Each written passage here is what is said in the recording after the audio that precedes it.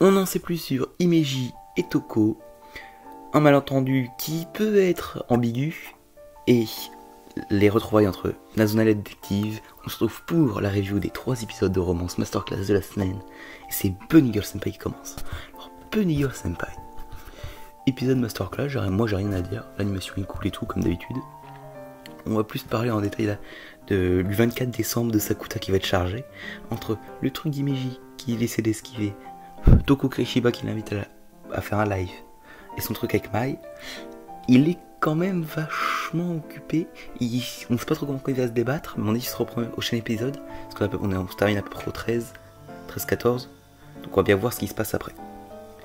Autrement, on a justement vu Toko Kirishiba qui essaie de se prendre en vidéo, bon voilà, petite vidéo avec les angles de vue, ça fait un peu voir plus Toko Kirishiba. Après on a l'ancien mec d'Himeji qui est amoureux du Futaba. Donc lui qui a parlé à Sakuta en mode ouais, Himeji c'est pas pote d'enfance et tout, blablabla. Je lui mets Rato, Sakuta fait le lien, hop, c'est à cause de lui le syndrome, tout ça. Et à mon avis, c'est qu'une petite théorie, mais Himeji, elle veut garder Sakuta pour elle, car en mode, on a vu, elle voulait à mi-temps plaire aux autres, elle veut que les gens tombent amoureux d'elle, en tout cas les mecs. Pour moi, vu qu'elle a vu que Sakura Jimai c'est quand même une meuf, tu vois, si on devait mettre un level, elle est au haut de la pyramide. Genre elle est parfaite, juste. Et Sakuta, c'est le mec de la meuf parfaite. Donc pour elle, c'est un défi de surpasser cette meuf là pour son ego à elle. À mon avis, c'est un truc du genre, voilà. Ce qui est cool aussi, c'est qu'on a une mise en vue de Futaba, donc je trouve ça cool parce que j'aime bien le perso, il est sympa. Enfin, on l'avait quand même pas mal vu, mais là plus sur, à mon avis, on va plus de développement sur elle que juste pour les syndromes des autres. D'ailleurs, petit fun fact, l'EP s'appelle I Need You, et la chanson de Toko Kirishiba qui vient de sortir, la 3ème, I Need You. Voilà. Donc on commence déjà à voir les petites tendances. Après, coïncidence ou pas, à mon avis c'est pas une coïncidence, c'est ce que je pense, voilà. Donc Ijimi qui s'énerve auprès de Sakuta en mode oui mais non, moi je veux que ce soit toi. On a donc, il y aurait aussi une part de Futaba qui serait dans le syndrome. Ah oui, et aussi, à un moment, on revoit comme l'épisode précédent, des écritures en mode ouais, elles sont pareilles. Donc pour moi, il y a vraiment un truc de remplacer Mai, ou un truc du genre pour Toko Kirishiba.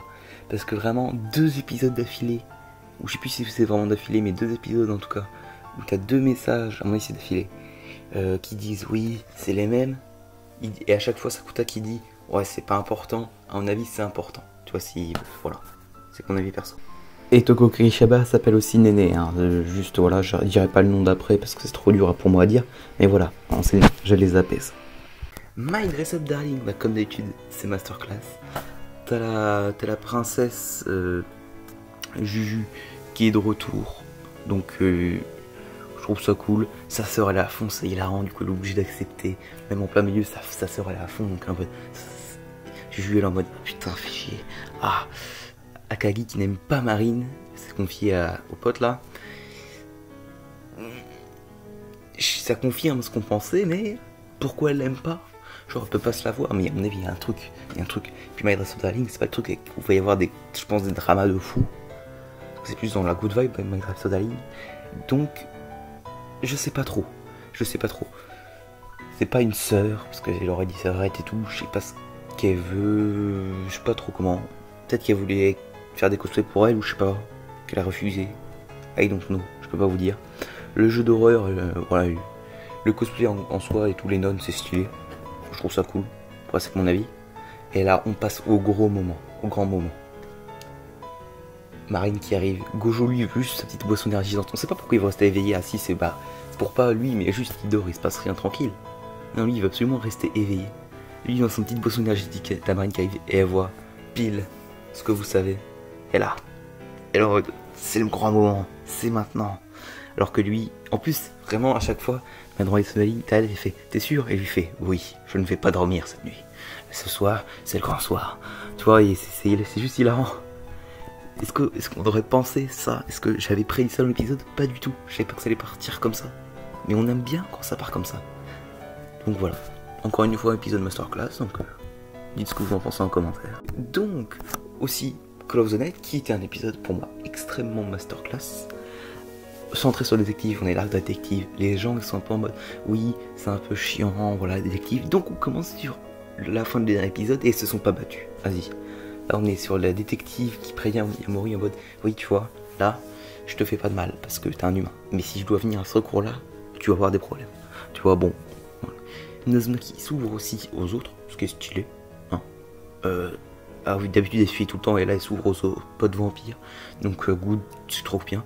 Puis on a encore la good vibe Call of the Night qui est très cool. Hein. Ça c'est juste trop bien, comme d'habitude. Après on a Halloween, le jour fatidique où ses parents sont morts. T'as la détective qui tire en mode sur la prof. Et série aussi. Mais là en policière. Un peu en mode My Dress Darling, elle fait des cosplays. Elle va dire dessus. Tac. Tout le monde est en mode faut la tuer et tout. Après il y a une petite bataille contre Aki. Qui se fait démonter. Voilà, il n'y a pas d'autre raison. C'est une humaine, c'est un vampire au cas qui se fait défoncer. Après la détective qui est trop stylée. Après, avec sa fuite quand elle court et tout, ça m'a fait un peu de peine. J'avoue que j'ai eu un peu de peine avec la musique et tout. Ça m'a fait un peu de peine. Mais bon, c'est comme ça. Après, à mon avis, l'épisode est tourné pour qu'on ait un peu de peine vers la détective. Mais puis avec tous les endroits clés de son passé, Nazuna et tout. Et à la fin, comme Welcome home. Welcome détective. Vraiment, c'était trop bien, les retrouvailles. En plus, au départ, j'ai l'impression qu'elles étaient en bon terme. Elle disait qu'elle était vampire, mais bonjour senpai. L'autre, yo vampire. Enfin, tu sais, il n'y a pas de... Donc c'était cool. Voilà. Est-ce qu'on a autre chose à dire? Non. Donc si t'as aimé la vidéo, like, abonne-toi. C'était Armex pour ça, allez. Salut.